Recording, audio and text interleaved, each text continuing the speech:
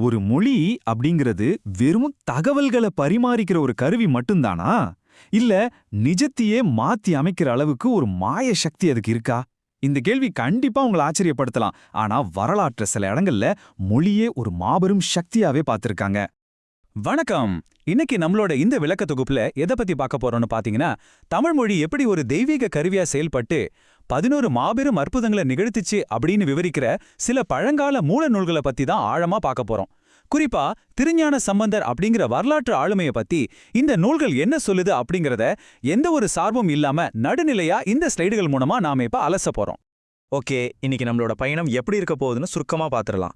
முதல்ல தமிழ் மந்திரம், அப்புறம் வறுமை மற்றும் நோய் தீர்த்தல், மூணாவதா இயற்கையை வெல்வது, நாலாவதா மரணத்தை வெல்வது, கடைசியா 16 வருஷம் 220 ஊர்கள். இந்த தலைப்புகள் வழியா தான் இந்த தகவல்களை நாம புரிஞ்சுக்க போறோம். சரி, முதல்ல நம்மளோட முதல் பகுதிக்குள்ள போயிடலாம். தமிழ் மந்திரம், அதாவது மொழியோட தெய்வீக சக்தி.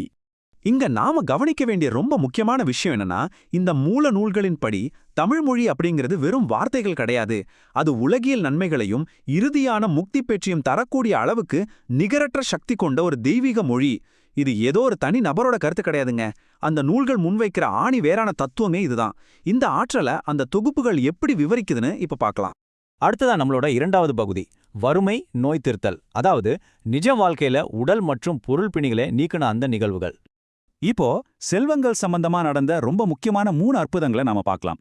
கோடிக்கா அப்படிங்கிற இடத்துல அவரு பாடிய இனிமையான பாடலுக்கு எல்லாரும் பார்க்குற மாதிரி ஒரு பொற்றாளம் கிடைச்சது. திருவாடுதுறையில தன்னோட தந்தைக்காக 1000 பொற்காசுகள் கொண்ட ஒரு பொற்கிழிய அவர் வாங்கினாரு. அது மட்டும் இல்லாம திருவிழிமிலையில ஒரு பெரிய பஞ்சம் வந்தப்போ தன்னோட அருந்தமிழ் பாடல்கள் மூலமா தினமும் ஒரு பொற்காசு பெற்று மக்களோட பசி அவர் தீர்த்திருக்காரு. அவரோட தூய தமிழ் எப்படி பசி அப்படிங்கிற கொடிய வழிய போக்குச்சுன்னு இந்த நூல்கள் ரொம்ப தெளிவா காட்டுது. இதுல உண்மையிலே ரொம்ப சுவாரஸ்யமான விஷயம் என்னன்னு கேட்டீங்கன்னா, அவரோட பாடல்கள் எப்படி உடல் நோய்களை குணப்படுத்துச்சே அப்படிங்கிறது தான். திருவாசியில கொல்லி மலவன் அப்படிங்கிற ஒரு சிற்றரசன் மகளுக்கு இருந்த தீராந்த வலிப்பு நோயை தன் பாடல்களாலே குணப்படுத்தினாரு. திருச்செங்கோட்டுல பரவியிருந்த கொடிய விஷக்காய்ச்சல பைந்தமிழ் பாடல்களால் நீக்கினாரு. இதை விட உச்சமா மதுரையில கூன்பாங்கிய மன்னனுக்கு இருந்த கடுமையான வெப்பு நோயை போக்கி அங்க திரும்பவும் சைவம் தலைக்க செஞ்சிருக்காரு. சாதாரண ஒரு நோயிலிருந்து பெருந்தொற்று வரைக்கும் இந்த தமிழ் பதிகங்கள் எல்லாத்தையும் தீர்த்திருக்கு அப்படின்னு இந்த நூல்கள் பதிவு செஞ்சிருக்கு. இப்போ 3வது பகுதிக்கு வரலாம், இயற்கையை வெல்லுதல். ஒரு பாட்டு பஞ்சபூதங்களையே கட்டுப்படுத்துமா அப்படிங்கிற கேள்வியோட இந்த பகுதிக்குள்ள போவோம். இந்த ஒரு ஒப்பீட்டை கொஞ்சம் கவனிச்சு பாருங்க. நனிப்பள்ளி அப்படிங்கிற இடத்துல அவர் பாடிய பாடல்கள் சுத்தமா வறண்டு போயிருந்த ஒரு பாலை நிலத்தை எப்படி பசுமையான செழிப்பான விளைநிலமா மாத்துச்சு அப்படின்னு இந்த நூல்கள் ரொம்ப ஆச்சரியமா சொல்லுது. உயிரே இல்லாத ஒரு வறண்ட பூமி எப்படி வெறும் வார்த்தைகளால் செழிப்பானதா மாறுச்சு அப்படிங்கிறது உண்மையிலே ஒரு மாயம்தான். இத பத்தி இன்னும் கொஞ்சம் டீப்பாவே பார்க்கலாம். கொழம்பூர்ல ஆற்றுல பெரிய வெள்ளம் பெருக்கெடுத்து ஓடுனப்போ ஒரு நாடகீயமான நிகழ்வு நடக்குது. அந்த ஆபத்தான நேரத்துல படக ஓட்ட ஒரு ஓடக்காரன் கூட இல்ல. அப்போ தன்னோட தீந்தமிழ் பாடல்களின் வலிமையால் மட்டுமே அவர் படக செலுத்தி மறுகரைய ரொம்ப பாதுகாப்பா அடைஞ்சாருன்னு மூல நூல்கள் சொல்லுது. இயற்கையோட சீற்றத்தையே மொழி கட்டுப்படுத்தின தருணம் இது. அதே போல இயற்கையோட இன்னொரு வடிவமான நெருப்ப பத்தின குறிப்பு இது. திருநள்ளாற்றுல பதிகம் எழுதப்பட்ட ஒரு பனை ஓலை சுவடிய நெருப்புல போட்டப்போ அது கொஞ்சம் கூட எரியாம அப்படியே பாதுகாப்பா இருந்துச்சு. அவரோட எழுத்து வடிவிலான தமிழ் பதிகங்களை நெருப்பு கூட ஒன்றும் பண்ண முடியல அப்படிங்கிறது மொழியின் மேல இருந்த அசைக்க முடியாத நம்பிக்கையை நமக்கு காட்டுது.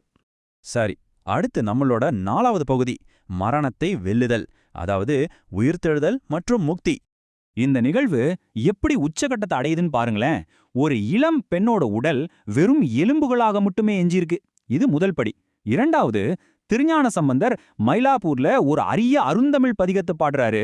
மூணாவது, அந்த எலும்புகள் மீண்டும் பூம்பாவை அப்படிங்கிற உயிருள்ள பெண்ணா மாறுது. இது நம்ப முடியாத ஒன்னா இருக்கலாம். ஆனா மரணத்தை வென்ற இந்த உயிர்த்தெழுதல் நிகழ்வுதான் இந்த மூல நூல்களோட மிக ஆழமான பதிவு.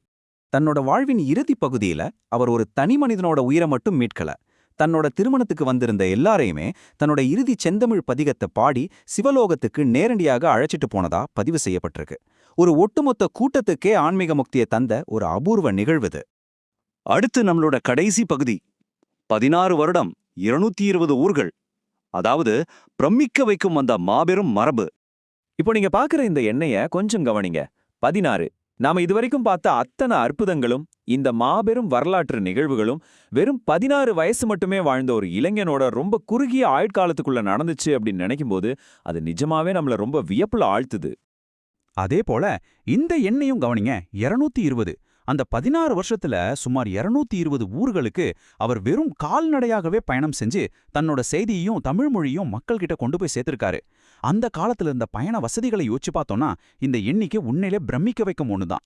சரி, முடிவா இந்த நூல்களோட மையக் கருத்தை இங்க இருக்கிற இந்த மேற்கோள் நமக்கு ரொம்ப அழகா சொல்லுது. தமிழ் மொழிக்கு இல்லாத ஆற்றல் வேறு எம்மொழிக்கும் இல்லை. இம்மையிலே எல்லா நலன்களையும் அளித்து முக்தி பெற்றை அளிக்கும் தெய்வ மொழி தமிழ் மொழியே. வரலாற்றுல எந்த ஒரு மொழியின் மீதும் வைக்கப்பட்ட அந்த அளப்பரிய மரியாதையும் நம்பிக்கையும் தான் இந்த ஆவணங்கள் நமக்கு நடுநிலையா பதிவு செஞ்சிருக்கு. இது உங்களை சிந்திக்க வைக்கிற ஒரு கேள்வியோடவே முடியுதுங்க. ஒரு 16 வயசு சிறுவனால் வார்த்தைகளோட மாய சக்தியின் மீது வரலாற்று ரீதியா இவ்ளோ ஆழமான ஒரு நம்பிக்கையை விதைக்க முடிஞ்சது அப்படின்னா, இன்னைக்கு நாம பேசுற மொழிகள்ல இன்னும் வெளிப்படாத என்னென்ன ஆற்றல்கள் ஒளிஞ்சிருக்கு கொஞ்சம் யோசிச்சு பாருங்க. இந்த கேள்வியோட மூல நூல்கள்ல இருந்து மொழியோட ஆற்றலை நம்ம புரிஞ்சுக்க உதவுன இன்னைக்கு விளக்க தொகுப்பை நிறைவு செய்றேன். உங்க தேடல் பயணம் தொடரட்டும். நன்றி.